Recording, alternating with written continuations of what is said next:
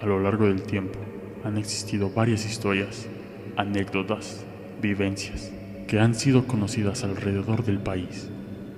No obstante, hay algunas que han marcado a toda la nación de una forma diferente. Una forma que está llena de dudas, sangre y dolor. Estas historias han sido conocidas por muchas personas, pero no todos se atreven a decir que son verídicas debido al miedo o a la falta de información. Acompáñanos a descubrir de qué se tratan estas teorías conspirativas mexicanas.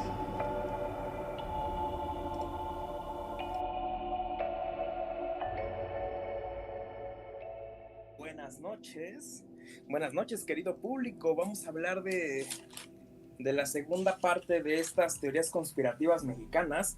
Y es que como esta imagen alguna vez tan famosa, tan viral, por así decirlo, se propagó durante el ambiente memístico mexicano, el segundo paso de esta imagen es la que vamos a tratar el día de hoy.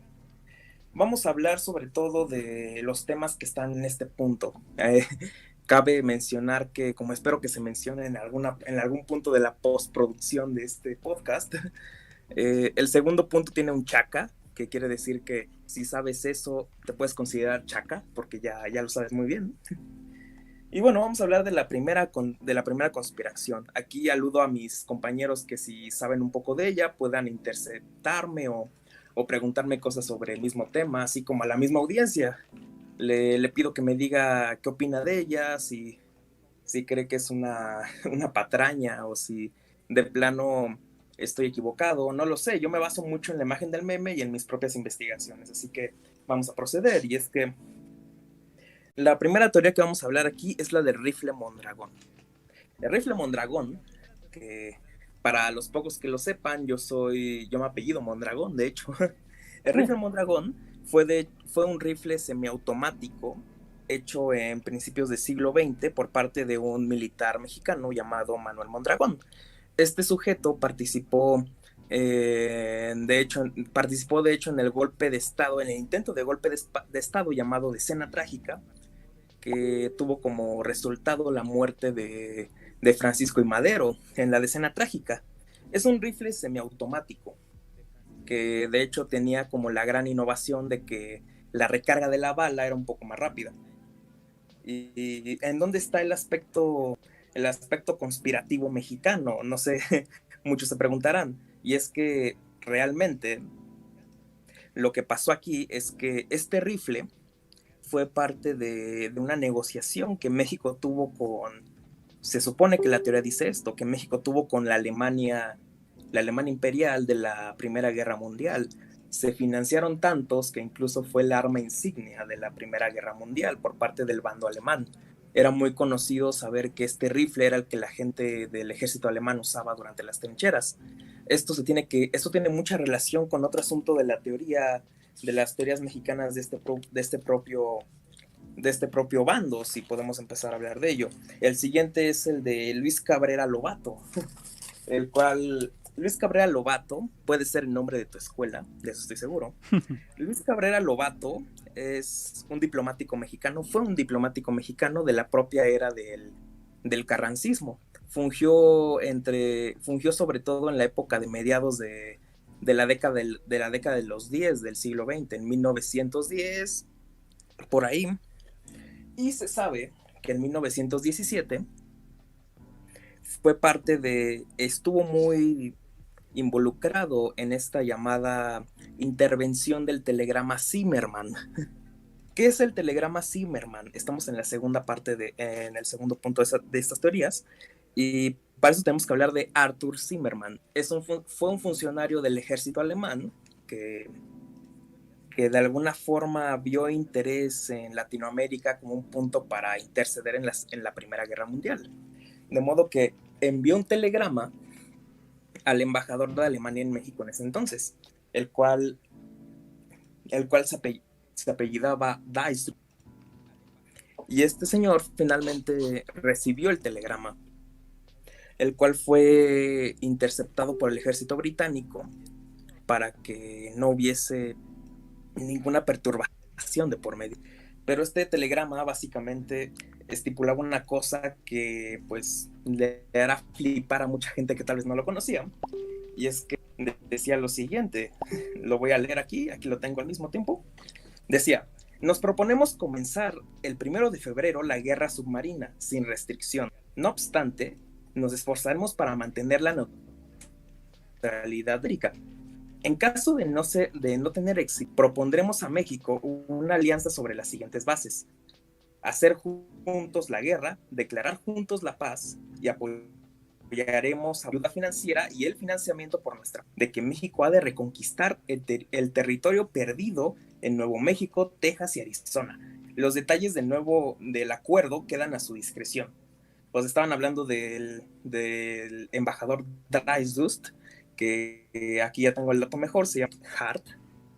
Y bueno, continuando con esto, dice: queda usted encargado de informar al presidente de México de todo lo antedicho, de la forma más secreta posible, tan pronto como el estallido de la guerra con los Estados Unidos de América sea un hecho seguro. Debe además sugerirle que tome la iniciativa de invitar a Japón a adherirse de forma inmediata a este plan, ofreciéndose al mismo tiempo como mediador entre Japón y nosotros. Haga notar al presidente que el uso despiadado de nuestros submarinos ya hace previsible que Inglaterra se ve obligada a pedir la paz en los próximos meses.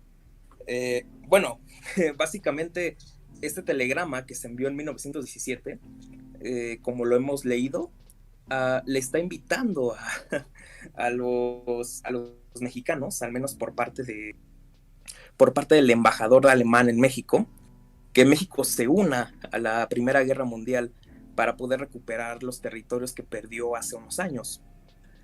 Y aquí la teoría conspirativa dice que realmente este diplomático se negó rotundamente a realizar esto porque ya estaba muy subsumido a la relación con los Estados Unidos, y para eso tenemos que hablar un poco de una cuestión bastante interesante, que son los tratados de Bucareli.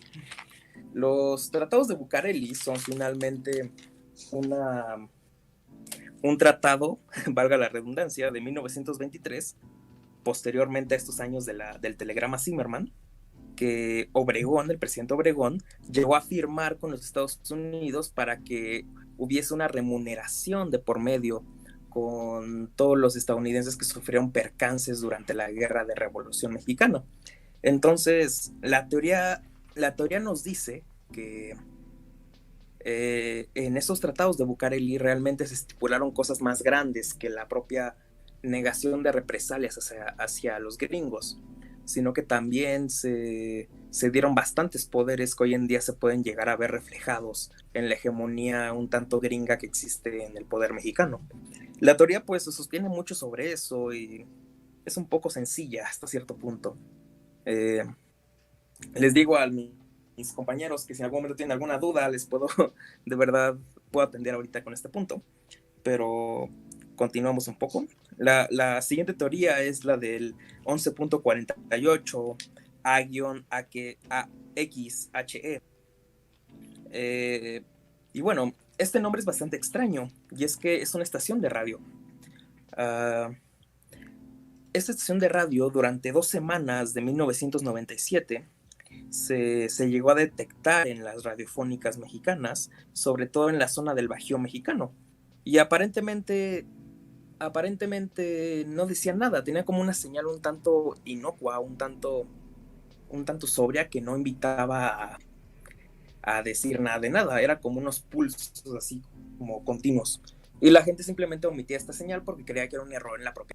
La cosa es de que durante un tiempo se llegó a documentar que mucha gente llegó en una cosa que tal vez hoy no tenemos tanto constante porque ya no estamos tan adecuados al radio, pero una cosa que era como el zapping, ya saben, como en el zapping de la televisión, que es como estar cambiando de canal así constantemente. Pasaba algo muy parecido con el radio, que era como andar midiendo así lentamente el medidor de la estación de radio para ver qué sintonizaba. De repente mucha gente que llegaba a sintonizar al 11.48 A-XHE llegó a darse cuenta que de repente De repente habían como un poco de interrupciones en clave Morse que podían interpretarse como asuntos militares, como, como un poco comunicaciones secretas que podrían estarse pasando de un lado a otro, pero unos casos más extremos llegaron a decir que empezaron a escuchar noticias o comunicaciones que eran totalmente de tiempos remotos. De repente esa estación de radio comenzaba a transmitir señales radiofónicas del pasado. Esto es muy... Se inserta en el canon de John Titor, que está aquí en el podcast. y, pero realmente lo que estaba pasando aquí es que esta propia señal de repente enviaba mensajes radiofónicos que se habían enviado desde la Revolución Mexicana, es decir, narraban batallas de la Revolución, narraban acontecimientos como la muerte de políticos importantes y cosas que estaban un poco anacrónicamente precisas. Esta es una teoría que de alguna forma habla de los bucles temporales que hay en la radio y de cómo llegó a manifestarse sobre todo en esta época de 1997 en el Bajío con esa estación. Y vamos a proceder con la siguiente teoría, que es la del golpe de estado de Juan Almazán. Juan Andreu Almazán fue un político mexicano que fue candidato a la presidencia durante la campaña electoral en la que estuvo contendiendo contra Ávila Camacho. Sin duda Ávila Camacho ganó las elecciones y levantó un golpe de estado que fue fuertemente elevado y fuertemente popular. Pero la teoría conspirativa nos dice que este golpe de estado no se llegó a consumar debido a que fue totalmente reprimido. Fue tan reprimido que se borró toda existencia del mismo. Los documentos históricos nos hablan de Juan Almazán Andreu como un contendiente a la presidencia del país, que de hecho era una fuerte contraparte de la ideología que todo el propio avilacamachismo, si le podemos dar un nombre, estaba representando en esa época, que era una cuestión de no interferir con los conflictos internacionales, que era desatar prosperidad ante el propio país en medio de la adversidad internacional, porque recordemos que en esa época había una guerra mundial. Y la teoría nos dice eso, que realmente fue reprimida por eso mismo, porque ocupaban una intervención mexicana en la Segunda Guerra Mundial. Y bueno, esta es un poco menos popular, un poco menos llamativa, interesante, pero la siguiente es la del sinarquismo. La Unión Nacional Sinarquista era el contrapeso político de un partido revolucionario institucional de principios del siglo XX. La cosa es de que opera bajo los mismos principios que el golpe de estado de Almazán.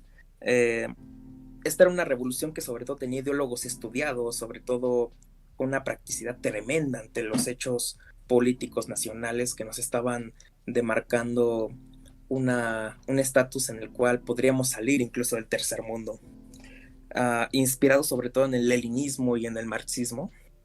Y bueno, este sinarquismo fue tremendamente reprimido y tremendamente olvidado, de modo que cualquier indicio de progreso de esta naturaleza durante todos estos regímenes del siglo XX fueron reprimidos totalmente.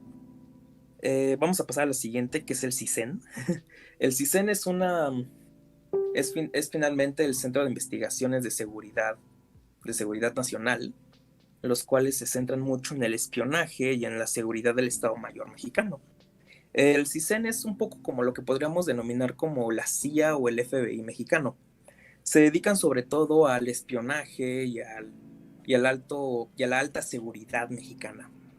Es un poco difícil hoy en día pensar que existe un CISEN debido a una política medio abierta que tenemos hoy en día, pero lo cierto es de que están presentes. La investigación de este corte, que tal vez sentimos que ya no existe, puede existir todavía en los movimientos sociales, en personalidades de relevancia y opinión pública que son revisados y que son analizados, e incluso en las desapariciones por parte del propio Estado. Es algo muy, muy imprescindible es imprescindible no negar este asunto, porque es algo que está muy presente por acá. El CISEN finalmente se encarga de todas estas operaciones y no sabemos ni siquiera si está a merced del propio Estado mexicano o si está a merced del Estado gringo, en dado caso. Para el siguiente es uno muy conocido. Esta es una que todos se saben. Exacto. El grupo Atlacomulco. El grupo Atlacomulco se volvió muy famoso durante la época de Peña Nieto porque se afirmaba que él estaba adscrito en esa logia, por así decirlo. El grupo Atlacomulco es, en teoría, un grupo político de naturaleza esotérica, religiosa y política, en donde muchos políticos del Estado de México se llegaron a ligar ahí para tener relevancia en el propio gremio. De modo que podría ser como una logia más como las masónicas, a diferencia de que estas tienen, según la teoría, unos ritos bastante salidos de tono, que rozan un poco con la ritualidad religiosa, un poco antisonante, por no decir depravada, porque mucha gente ha afirmado que el propio grupo Atlacomulco realiza sacrificios humanos como muchas logias más conocidas en el mundo. Pero esta es una teoría más. Y la siguiente es una teoría que desgraciadamente fue real y es un poco, pues, es un poco penosa mencionarla, que es la de Marcial Maciel.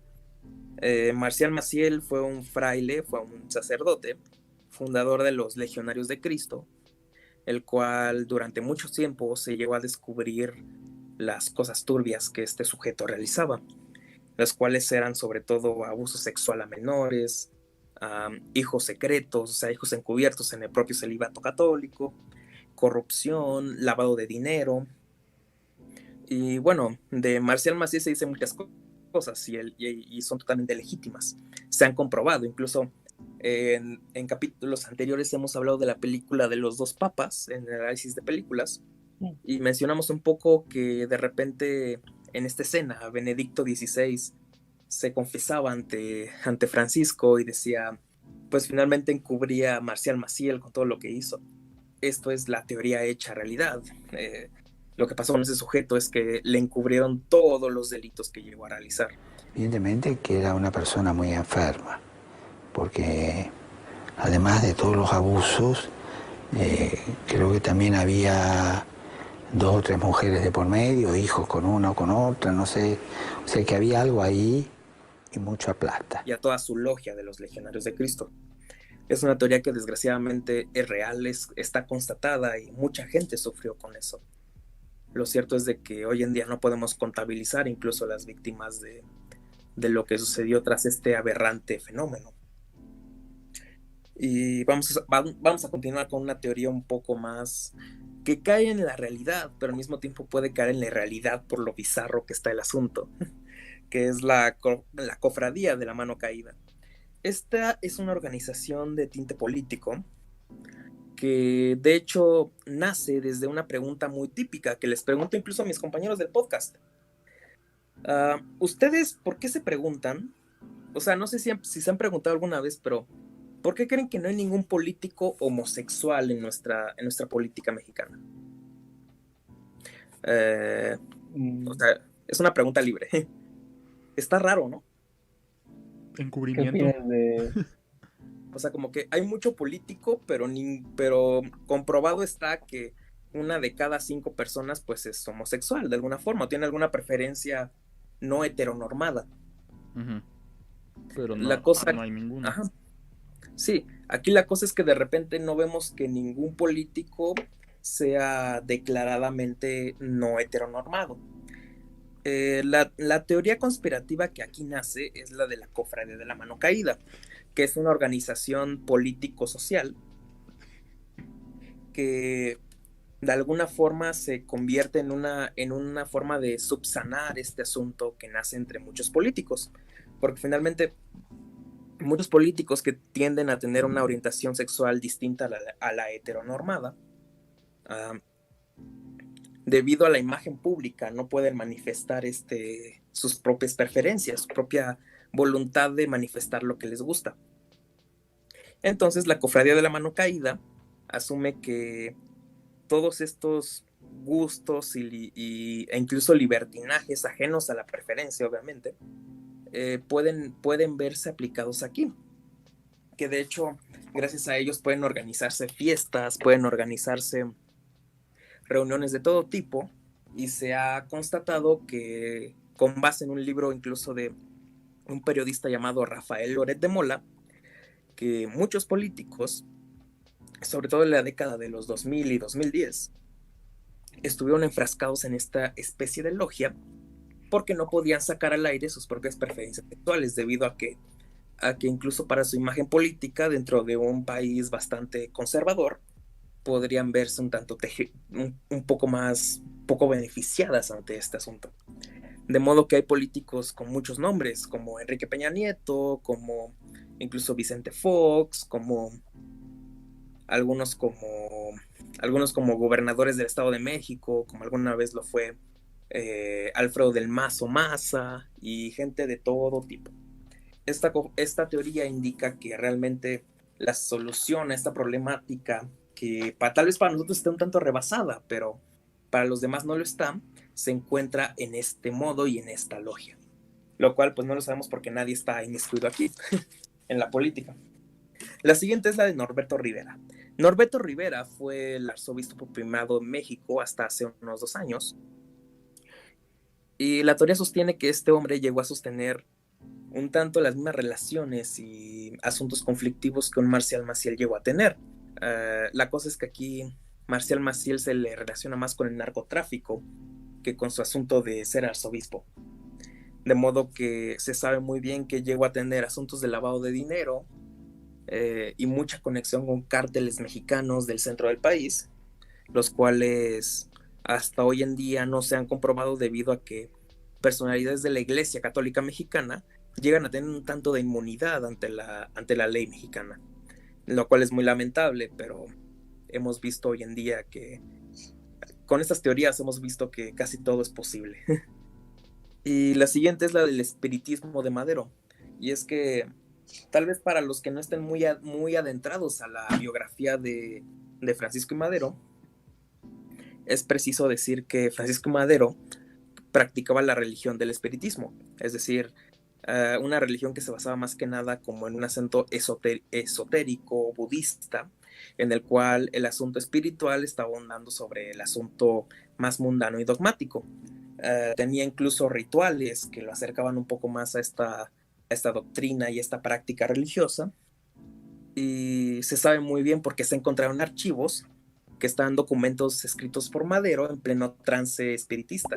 La cosa aquí es que la teoría sostiene que muchas de las decisiones políticas de Madero se llevaron a cabo gracias a la intromisión del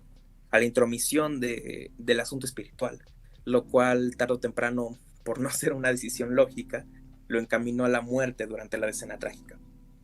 Y bueno, la siguiente es una teoría conspirativa que a mí me sorprendió un poco, porque investigándola me di cuenta que era todo lo contrario a lo que yo pensaba, y es el llamado la Feria de Chapultepec. Todos hemos ido a la Feria de Chapultepec, que es un parque de diversiones bastante conocido en la Ciudad de México. Y la verdad es de que en algún momento o te mandaron de excursión para allá en tu primaria, o de plano fuiste alguna vez con tus primos o con tus amigos, no sé, en la infancia o ahorita. Bueno, ahorita ya no porque está cerrado, pero lo cierto es de que la Feria de Chapultepec, en esta teoría conspirativa, se sostiene que es el mayor centro de lavado de dinero de la Ciudad de México.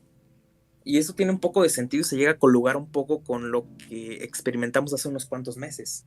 Aquel accidente que pasó en la Feria de Chapultepec, donde murieron 2 personas, se relaciona mucho con lo que podemos entender como un mal mantenimiento. Y este mal mantenimiento viene de la mano con un asunto de que o no hay fondos o el lugar de plano está para encubrir algo, que encubre una serie de lavado de dinero contiguo.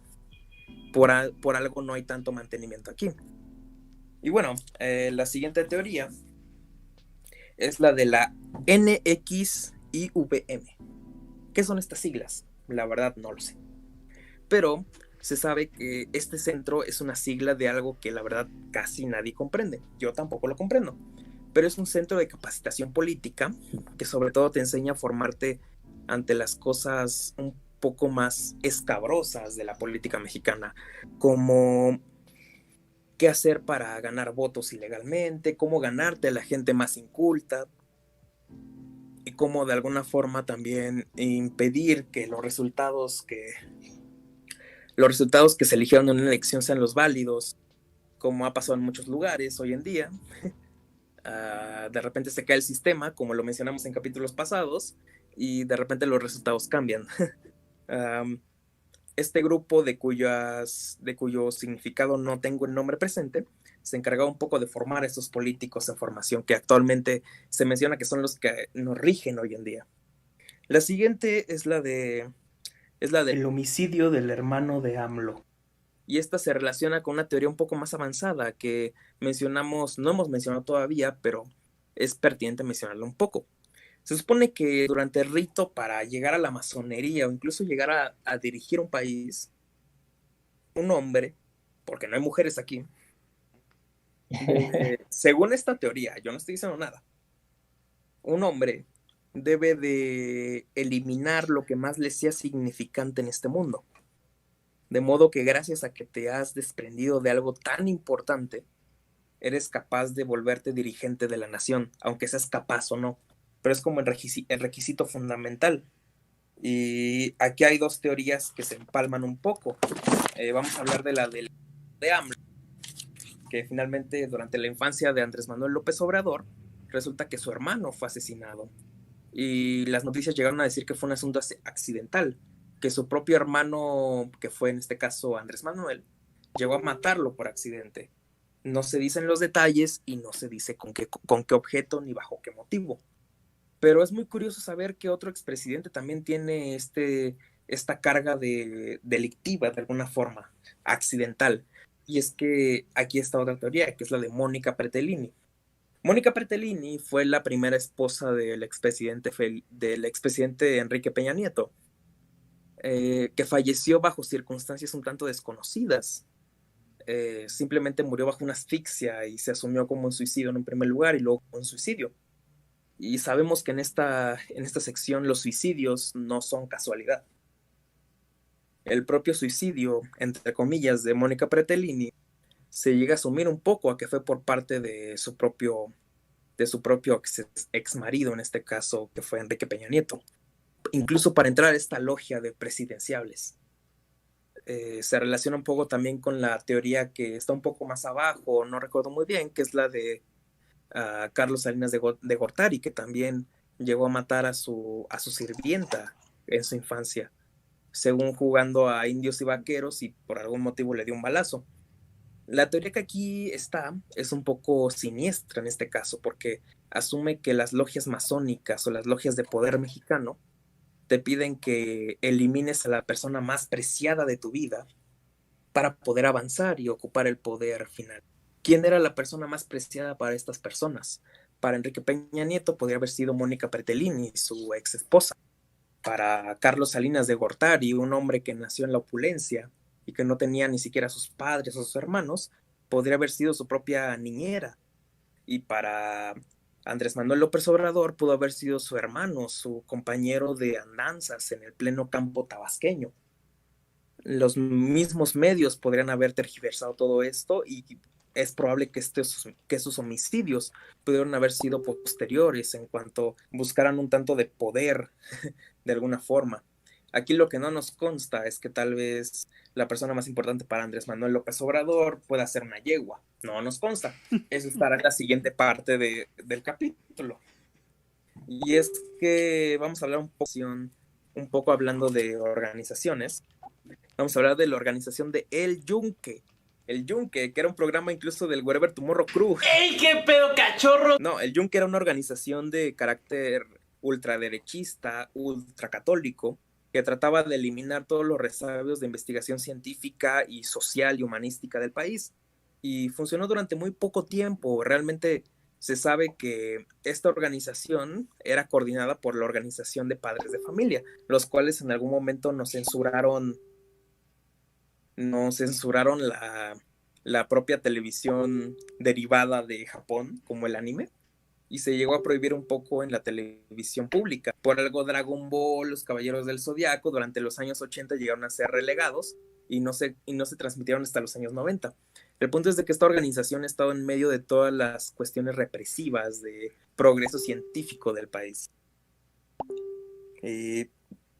Bueno, la siguiente teoría es la de el documental Kilómetro 31, el cual Es un documental que fue realizado por periodistas gringos que hablaban sobre todo de fenómenos paranormales de los años 70 en México. La teoría dice que este documental llegó a tener mucha repercusión en México, al punto de que generó psicosis conocidas como la del chupacabras y demás. Y la verdad es de que la teoría dice que este documental fue de hecho financiado por el propio gobierno para que llegara a las masas y que éstas propagaran una leyenda colectiva que los hiciera olvidar un poco de las problemáticas que habían en el país, es decir, de desabasto económico, alimenticio, devaluación y todo lo demás. Es una teoría que a mi gusto es como de las más creíbles porque este documental existe. Es el que introdujo la leyenda de la Llorona, de la Planchada, del Chupacabras, y tiene mucho sentido que fuera en esta época, una época en la cual el gobierno tenía mucho que ocultar y muchos pretextos que inventarle a la población. La siguiente teoría con la que nos vamos a encontrar es la de los demonios del Edén. Los demonios del Edén, el poder que protege a la pornografía infantil, es un libro que se publicó en el año de 2004 por la periodista Lidia Cacho, una periodista mexicana, que aborda ante todo el problema de la pornografía y la prostitución infantil. Ella realizó muchas investigaciones, revela testimonios y da nombres de responsables. Todo esto tiene una connotación muy importante porque liga al poder central mexicano con estructuras y con redes de prostitución infantil, lo cual es un asunto pues muy, muy escabrosa realmente, ya que brindaba nombres de personas sumamente poderosas, como es el caso de Jan Shakar Kuri, en ese entonces de 60 años, un millonario hotelero de Cancún, que, bueno, de hecho en ese momento estaba detenido en Estados Unidos, y es muy curioso porque solo ese es el nombre más importante en la lista. Y la teoría obviamente dice que existieron represalias evidentes, comprobadas hacia la periodista, que culminaron en un hostigamiento, en un espionaje e incluso en secuestros por parte de ella, claramente porque estaba diciendo algo que a un sector poderoso del Estado mexicano, bueno, en materia hotelera, no le estaba beneficiando en absoluto porque tenía pruebas irrefutables. Y bueno, es sabido que este sujeto Yantuma Hana Shukarkuri, es libanés, que de hecho hizo negocios durante mucho tiempo en México y en Cancún sobre todo. Entonces comenzó a hacer una fortuna hotelera. Lo que sucede aquí es que era constantemente sabido que era una persona que tenía fijaciones pedófilas, y la investigación siempre estuvo muy a la mano, pero el poder mexicano, el gobierno, al saber que se trataba de una persona sumamente poderosa, negó tales hechos y le daba facilidades para salir. No fue hasta hace unos años que de hecho este sujeto en el 2011 fue sentenciado a 112 años de prisión por los delitos de pornografía infantil y corrupción de menores.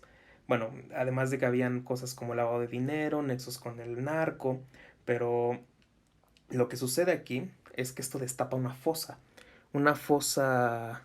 séptica de corrupción, de asuntos de prostitución infantil y demás cosas horribles que a través de este libro comenzaron a ser un tanto más escuchadas.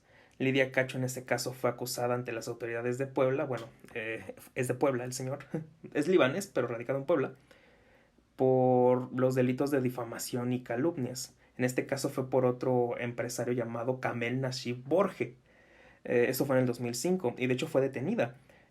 También llegó a pasar lo mismo en esos momentos un año después en Quintana Roo, y pagó una fianza de 106,000 pesos para poder salir. La cosa aquí es que este acoso fue constante y fue mediático. Obligó incluso a la autora a salir del país durante un buen tiempo. Dio conferencias en la ONU, fue requerida en muchas zonas del mundo para poder develar conferencias, y su trabajo tal vez ha sido un poco olvidado, pero es innegable porque esta teoría pues resulta ser cierta, que hay una red, hay redes incluso delictivas en materia tan nociva como lo es la prostitución y la pornografía infantil, ligadas ante todo con el poder mexicano. Y bueno, siguiendo esto, hay, hay algunas teorías que quisiera de alguna forma destacar, pero hasta ahora en el piso 2 que es en el que hemos llegado, son todos los que podríamos mencionar en este momento. Y bueno, si en algún momento a alguna de nuestra audiencia le gustaría comentar alguno, preguntar algo, incluso refutarla o cuestionarla, obviamente, está invitada a comentarlo siempre en la caja de comentarios. Y bueno, con esto terminaría la sección astral del día de hoy, un poco más emocionante que el capítulo pasado porque no hay tanta obviedad, pero nos vamos a ir adentrando a cosas más escabrosas con el paso de los capítulos y hasta aquí queda el asunto de hoy.